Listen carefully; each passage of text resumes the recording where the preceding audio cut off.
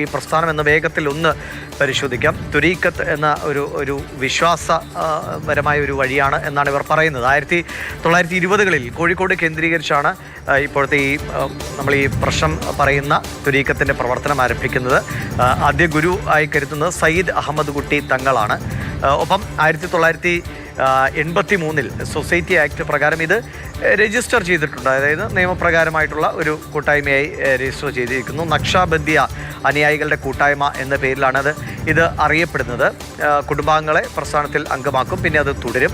കോഴിക്കോട്, വയനാട്, മലപ്പുറം ജില്ലകളിലൊക്കെയാണ് കൂടുതലായി അനുയായികൾ ഈ ഒരു തുരീഖത്ത് പ്രസ്ഥാനത്തിനൊപ്പമുള്ളത്. ഇവർക്കങ്ങനെ പ്രത്യേകമായ ഒരു പള്ളികളോ അല്ലെങ്കിൽ ജുമാ നിസ്കാരം നടത്തുക അങ്ങനെയുള്ള കർക്കശമായ സംവിധാനങ്ങൾ ഇല്ല. പക്ഷേ മറ്റ് ചില നിബന്ധനകളുടെ അടിസ്ഥാനത്തിലാണ്, അതായത് ഈ പള്ളി സംവിധാനങ്ങൾ മാറ്റി നിർത്തി കഴിഞ്ഞാൽ അല്ലാതെ കർശനമായ ഒരു ചട്ടക്കൂടിനകത്ത് നിന്നുകൊണ്ടാണ് ഈ തുരീഖത്ത് പ്രസ്ഥാനം പ്രവർത്തിക്കുന്നതെന്നാണ്. അതുകൊണ്ടാണ് അതിൽ നിന്ന് പുറത്തു പോയാൽ പിന്നെ സ്വന്തം പിതാവിനോടോ ഉമ്മയോടോ പോലും സംസാരിക്കാൻ പോലും, അല്ലെങ്കിൽ പങ്കാളികളോട് പോലും നിങ്ങൾക്ക് സംസാരിക്കാൻ കഴിയാത്ത ഒരു സ്ഥിതി ഉണ്ടാകുന്നത്. അങ്ങനെ വന്നാൽ അവരെ ബലം പ്രയോഗിച്ച് അവിടെ നിന്ന് പുറത്താക്കുന്ന അവസ്ഥയടക്കം ഉണ്ടാവുകയും ചെയ്യും.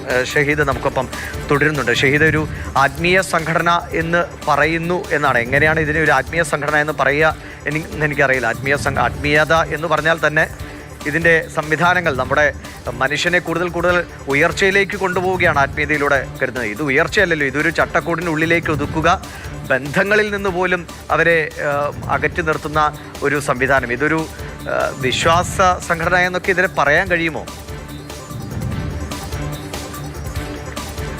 ദിവിഷ്, അതുതന്നെയാണ് ഈ മതപരമായ രീതിയിലുള്ള കാർക്കശ്യങ്ങൾ പോലും ഇല്ലാത്ത രീതിയിൽ ഒരു ആത്മീയമായ ഒരു ഗുരു, അതിൻ്റെ സ്വതന്ത്രമായി ജീവിക്കാൻ കഴിയുന്ന ഒരു സംവിധാനം, അങ്ങനെയൊക്കെയാണ് ഈ തുരീഖത്ത് സംവിധാനം പ്രത്യേകിച്ചും ഈ മുസ്ലിം വിഭാഗങ്ങൾക്ക് ഇടയിലൊക്കെ പ്രവർത്തിക്കുന്നത്. പക്ഷേ അതിനൊക്കെ വിപരീതമായാണ് ഈ സംഘടന. അതായത് ഇപ്പോൾ ഈ ആത്മീയ ഗുരുവായി ഇവർ പറയുന്ന ഈ ഷാഹുൽ ഹമീദ് എന്നയാൾ തീരുമാനിക്കുന്നതാണ് ഈ സംഘടനയിൽ, ഈ പ്രസ്ഥാനത്തിലെ തീരുമാനം. അതിൽ നിന്നും അണുകിട വ്യതിചലിക്കാൻ ഇവർക്ക് കഴിയുകയില്ല. ഇവർ തന്നെ പറയുന്നൊരു കാര്യം, ആഴ്ചയിൽ 4 ദിവസങ്ങൾ ക്ലാസ്സുകളിൽ പങ്കെടുക്കേണ്ടതുണ്ട്. പള്ളികളിൽ പോകേണ്ടതെന്ന് പറയുമ്പോൾ രാവിലെ മുതൽ തന്നെ ക്ലാസ്സുകൾ ആരംഭിക്കും. നിർബന്ധമായും ആ ക്ലാസ്സുകളിൽ അവർ പങ്കെടുക്കേണ്ടതുണ്ട്. പങ്കെടുക്കാതിരുന്നാൽ, തുടർച്ചയായി 2 ക്ലാസ്സുകൾ മിസ്സാക്കി കഴിഞ്ഞാൽ പിന്നീട് സംഘടനക്ക് പുറത്താണ്. ഒപ്പം തന്നെയാണ് കുട്ടികളുടെ വിദ്യാഭ്യാസം. കുട്ടികൾ ഈ 18 വയസ്സ് കഴിഞ്ഞാൽ പിന്നീട് വിവാഹത്തിലേക്ക് പോവുകയാണ്, പെൺകുട്ടികൾ വിവാഹത്തിലേക്ക് പോവുകയാണ്. സാമൂഹ്യ വിവാഹങ്ങളൊക്കെ എല്ലാ വർഷവും നടക്കാറുണ്ട്. അപ്പോൾ 18 കഴിഞ്ഞാൽ പിന്നീട് പെട്ടെന്ന് വിവാഹത്തിലേക്ക് പോകേണ്ടി വരുന്നു. ഉപരിപഠനം ഉൾപ്പെടെയുള്ള കാര്യങ്ങൾക്ക് പുറത്തോ സംസ്ഥാനത്തിന് പുറത്തേക്കോ വിദേശത്തേക്കോ പോകേണ്ടി വരുമ്പോൾ ഈ ഗുരുവിൻ്റെ, ഈ ഷാഹുൽ ഹമീദ് എന്നയാളുടെ അനുമതി തേടേണ്ട സാഹചര്യമുണ്ട്.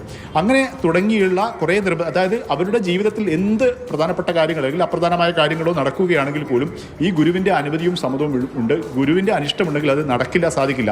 ഇങ്ങനെയാണ് വലിയ മാനസിക സമ്മർദ്ദം അല്ലെങ്കിൽ ഒരു സംഘർഷം അതിനുള്ളിൽ കഴിയുന്നവർ അനുഭവിക്കുന്നുണ്ട്.